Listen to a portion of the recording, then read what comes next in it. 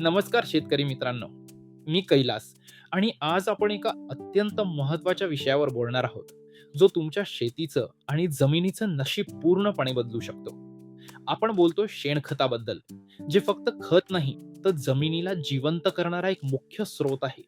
आज आपण पाहतोय की रासायनिक खतांच्या अतिवापरामुळे आपली सुपीक जमीन दिवसेंदिवस कडक आणि निर्जीव होत चालली आहे.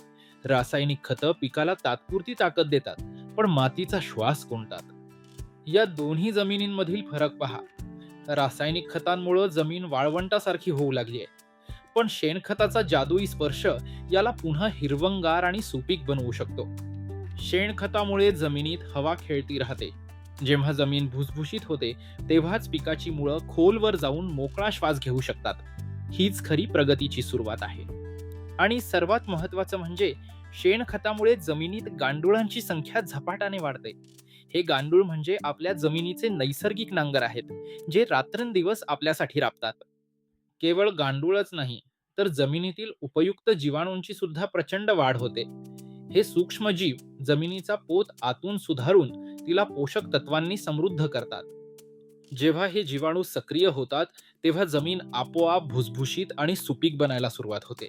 यामुळे जमिनीची पाणी धरून ठेवण्याची क्षमता सुद्धा प्रचंड वाढते. भुसभुशीत आणि सुपीक जमिनीमुळे पिकांची मुळं खूप खोलवर जातात. जितकी मुळं खोल, तितकं पीक जोमदार आणि कोणत्याही हवामानातील बदलांना तोंड देण्यास सक्षम बनतं. शेणखत फक्त नत्र किंवा स्फुरद देत नाही, तर पिकाला लागणारी सर्व सूक्ष्म अन्नद्रव्ये संतुलित प्रमाणात पुरवते. हे पिकाचं पूर्ण आणि नैसर्गिक पोषण आहे. आपला मुख्य उद्देश हाच असायला हवा की जमिनीला फक्त वरून पोषक तत्वे देण्यापेक्षा जमिनीतील नैसर्गिक परिसंस्था पुन्हा जिवंत करणे. एकदा हे झालं की काम सोपं होतं. एकदा काही नैसर्गिक परिसंस्था जागी झाली की तुमची जमीन स्वतःहून पीक पोसायला तयार होते. यामुळे बाहेरून लागणाऱ्या खतांचा खर्च कमी होतो आणि उत्पन्न शाश्वत होतं. शेणखतामुळे जमिनीची पाणी शोषून घेण्याची ताकद वाढते, ज्यामुळे दुष्काळातही तुमचं पीक तग धरू शकतं. हेच खऱ्या अर्थाने पाण्याचे नियोजन आहे. शेतकरी बांधवांनो, आता विचार करण्याची वेळ आहे. रासायनिक शेतीकडून सेंद्रिय शेतीकडे वळण्याची हीच योग्य संधी आहे. आपल्या जमिनीचा आणि येणाऱ्या पिढ्यांचा विचार करा. नेहमी उत्तम कुजलेलं शेणखतच वापरा. ते टाकण्याची योग्य पद्धत आणि वेळ पाळली तर त्याचे रिझल्ट्स तुम्हाला काही दिवसांतच दिसून येतील. सुरुवातीला कदाचित तुम्हाला थोडी जास्त मेहनत घ्यावी लागेल, पण दीर्घकाळात रासायनिक खतांवर होणारा तुमचा हजारो रुपयांचा खर्च वाचणार आहे, हे नक्की.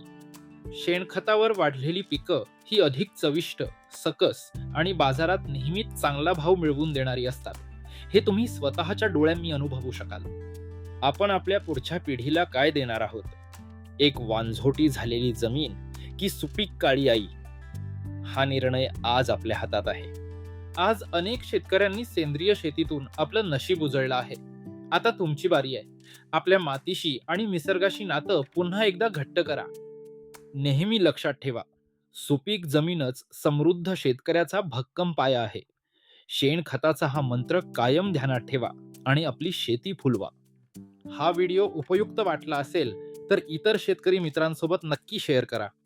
पुन्हा भेटू अशाच एका नवीन विषयावर माहिती घेऊन. धन्यवाद.